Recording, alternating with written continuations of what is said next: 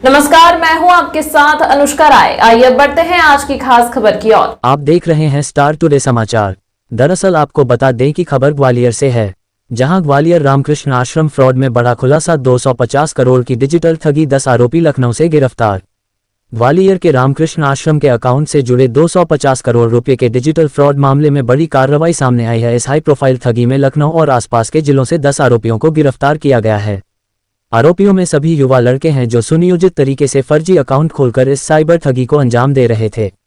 जांच एजेंसियों ने इस ठगी में जुड़े बैंक स्टाफ और मैनेजरों की भी गिरफ्तारी की है। पूछताछ में बड़ा खुलासा हुआ है। रुद्र इंटरप्राइजेज नाम की एक कंपनी का नाम सामने आया है, जिसका अकाउंट लखनऊ के इंडसइंड बैंक में संचालित हो रहा था।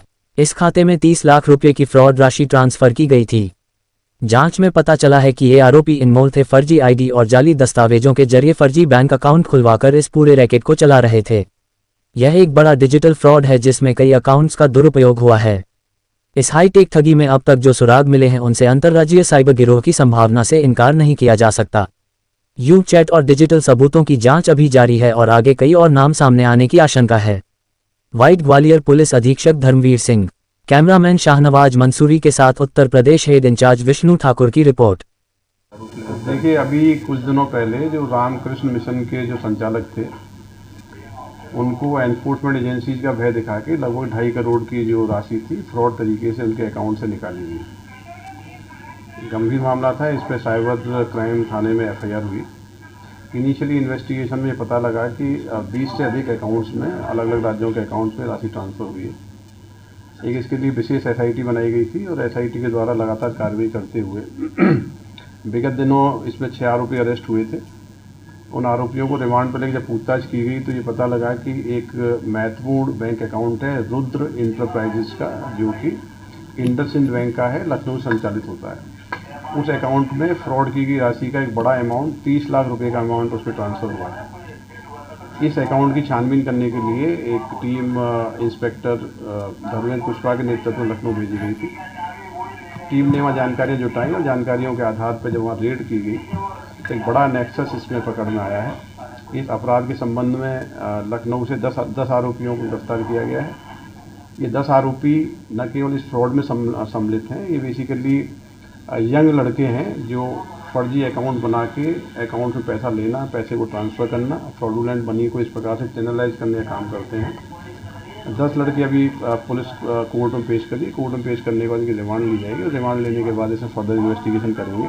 इनके पास से लैपटॉप जब्त हुए हैं, कुछ बैंक अकाउंट्स के डिटेल जब्त हुए हैं, कुछ मोबाइल फ़ोन जब्त हुए हैं। तो बड़ा नेक्सस है ये। इस क्राइम के अलावा भी इनकी संलिप्तता बाकी क्राइम्स में मिलने की पूरी संभावनाएँ हैं। ये सभी लड़के लखनऊ और यूपी के अन्य जिलों से संबंधित हैं। तो कुल मिला के इस केस में एक बड़ा ब्रेक थ्रू मिला है और इनसे पूछताछ के आधार पे हमको आगे जो सेकंड या थर्ड लेयर की जो और अकाउंट्स उनके बारे में जानकारी मिलेगी वो कार्रवाई की जाएगी। सर, इसमें कोई बैंक का कर्मचारी भी शामिल है? जैसे हमने उच्च देखिए, बैंक का कर्मचारी इनिशियली अरेस्ट किया गया था तो उससे काफ़ी जानकारियाँ मिली थी। ये जो पूरा ग्रुप जो अरेस्ट हुआ है, इनका जो मोडिस ऑपरेंडी है, ये फर्जी अकाउंट खुलवाते हैं। अकाउंट खुलवा के जो साइबर फ्रॉड के जो पूरे रैकेट्स हैं उनको ये देते हैं। उसके कमीशन की राशि इनके द्वारा ली जाती है। इनकी जो चेन है फाइनली मेन जो ऑपरेटर्स हैं उनसे कनेक्ट होने की संभावना है। तो उस लिहाज से महत्वपूर्ण कैच है कि हम अभी सेकंड लेयर तक पहुंच गए हैं।